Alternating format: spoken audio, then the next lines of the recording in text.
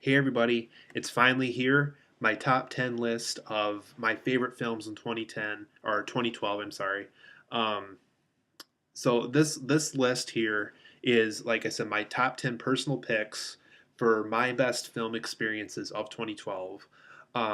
Some films on here that didn't go into account simply because either I didn't see them or they I wasn't able to see them before making this video.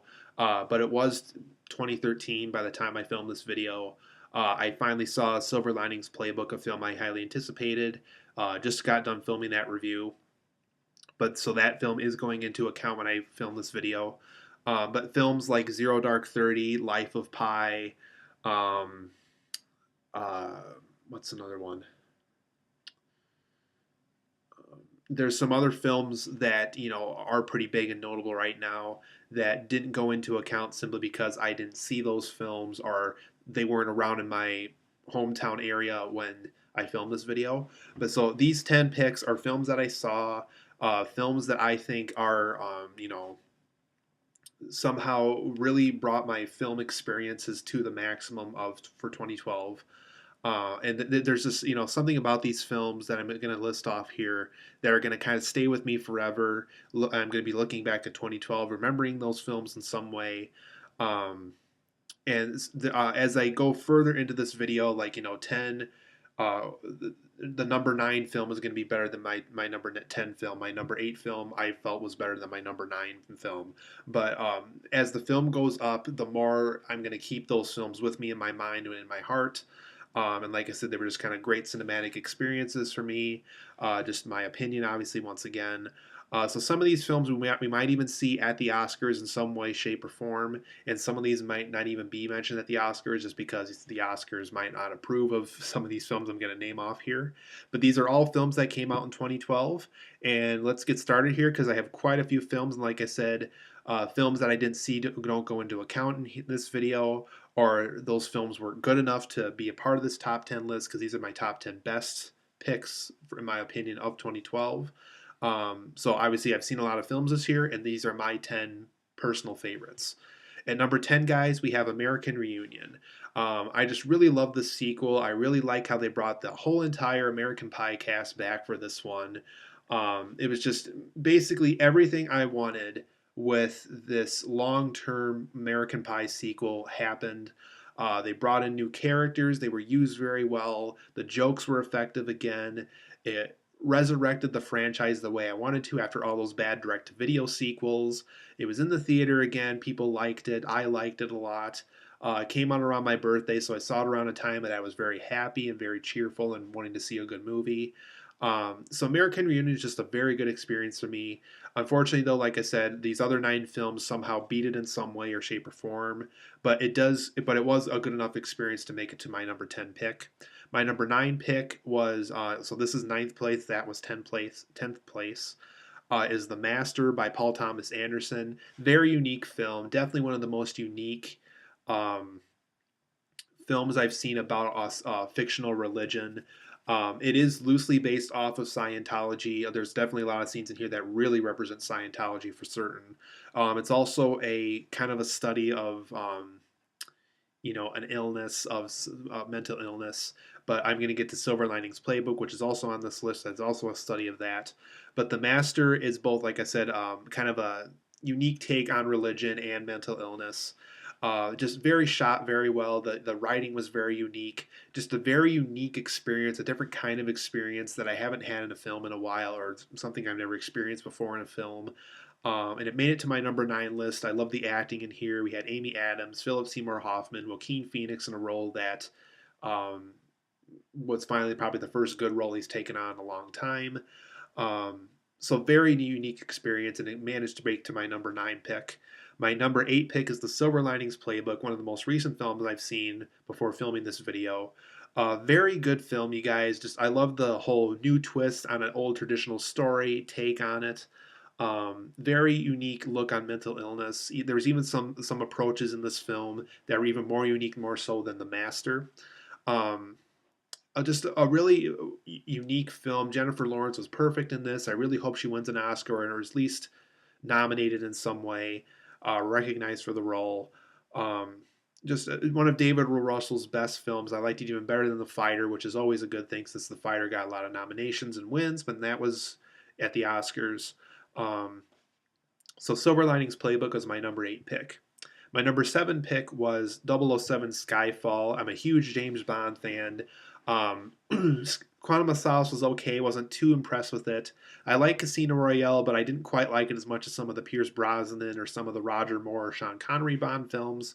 The Timothy Dalton Bond films didn't even exist to me. I hated that genre of or that era of Bond. Um, and then George Lazenby one didn't exist for me either. But 007 Skyfall, like I said, it gave me the Bond that I wanted, the Bond that I wanted for a long time. I definitely think it's Daniel Craig's best Bond film out of his Bond films that he's taken on. I loved Javier Bardem's villainous performance in that film. I loved all the homages and tributes to older Bond films in this film. Adele's opening theme was excellent. I loved it. The Bond girls were great again. So basically, everything I wanted in a Bond film happened in Skyfall, and it was done terrifically. And Sam Mendes was a perfect choice because I know he has stated in interviews that he was a huge Bond fan, and it definitely showed in this film. It was terrific, and he spent a lot of time on it, and it definitely showed in this film. So that was my number 7 pick.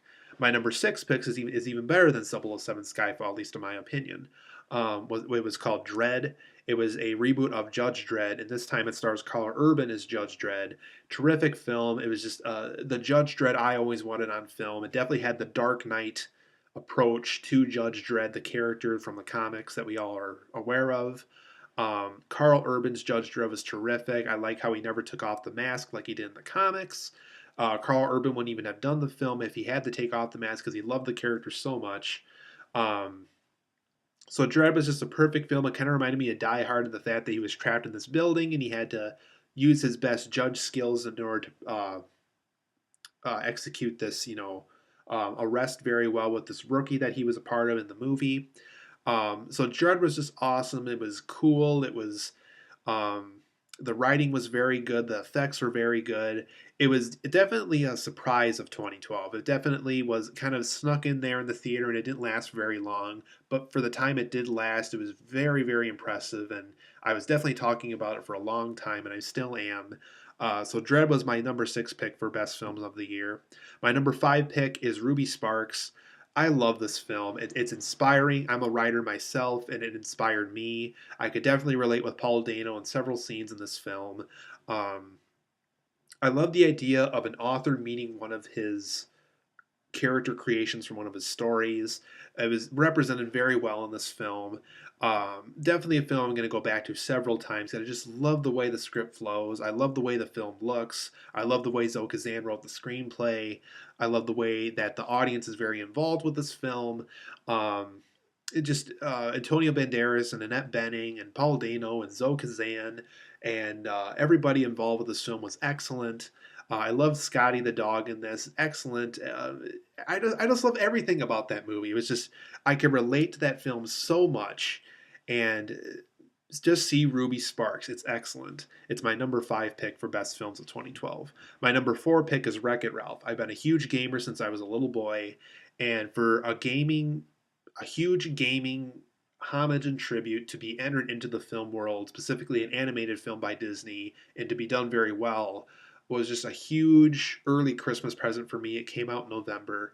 Um, Disney gave me the video game film I always wanted. I liked how they came up with their own material while also interacting with material that's already existing in real life, like the real Donkey Kong, the real Mario Brothers, the real Sonic the Hedgehog. And there's characters in this film that are kind of remind you of characters from those worlds of real games. Just a very terrific film. The art direction was top notch. Easily one of my best film experiences of 2012. One of the best animated films for certain.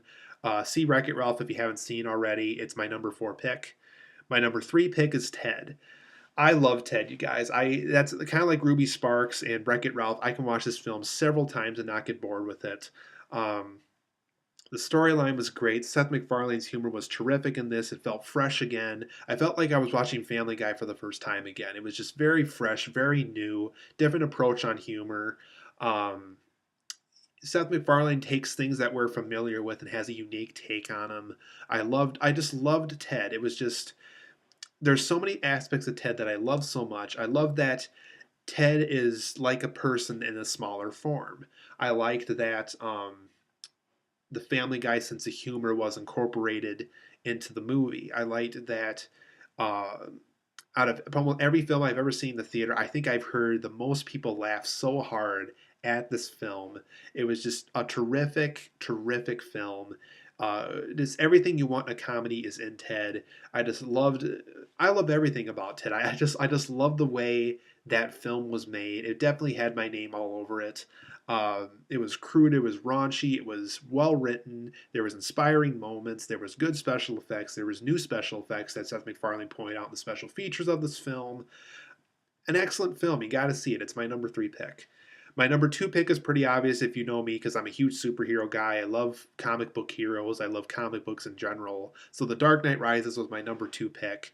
Um, love this film. I love Christopher Nolan. I'm a huge fan of his. And for him to take on a huge superhero that I'm in love with since I was a little boy, Batman, he definitely gave me a love letter. He gave me a film that I wanted for a long time. Even though I did like The Dark Knight better than this film, there was a lot of things about Dark Knight Rises I still liked a lot. It was easily one of my best film experiences of 2012. Um, Tom Hardy was very good in this. Christian Bale was good in this once again. I like how a lot of the cast came back, like Morgan Freeman and Michael Caine. I'm a huge Marion Cotillard fan, so I love that Nolan brought her back because they worked together in Inception. A lot of people from Inception were in this film, by the way, too. Joseph Gordon-Levitt was great in this, and everybody was good in that film. And I'm just a huge Marion Cotillard fan, and it was excellent seeing her in this. I loved her as Miranda Tate. She was a very diverse actress. Her role in that film represented just how good of an actress she is in real life, and she seems like a neat lady in real life too. And it's just I love everything about The Dark Knight Rises. It was an excellent film. It's my number 2 pick. Then my number 1 pick will obviously be obvious to most people. Also, it's The Avengers. I love this film, you guys. I am a huge Iron Man fan. The original Iron Man is my favorite film of all time. Um, and the Avengers definitely brought Iron Man, Thor, Captain America, and Hulk, Black Widow, Nick Fury, and Hawkeye all onto the screen the way I wanted them to, and all of them had their moments of glory in this. Josh Whedon definitely pushed special effects to the maximum limit. Just a very excellent film. It didn't even feel long, and it was a 2.5 hour film. I just was so sucked into this movie that the 2.5 hours just flew on by. The theater was packed when I saw it too. Everybody in the theater seemed to like it a lot. The humor was effective. The action scenes were awesome. Basically, if I were to tell you what a good film looks like for a film that came out in 2012, I would say The Avengers is the perfect example. It's just everything you need in a film was in The Avengers. It was well written. There was something about that was unique that stood out from everything else that came out in 2012. Um, it was inspiring. It was just basic, like I said, everything you need in a film was in The Avengers, and it's my number 1 pick. I loved it. I think I've watched it multiple times since I've owned it. Um, so I hope you guys all like this list. Let me know if you like it or dislike it. Let me know if there's films on here that you think should have made the list that didn't make it. If you're wondering why certain films didn't make it on the list, feel free to ask me. I'm open to questions. Um, and I will see you guys here for the next video. And I hope you enjoyed this one. And I can't wait to see what 2013 brings us for film.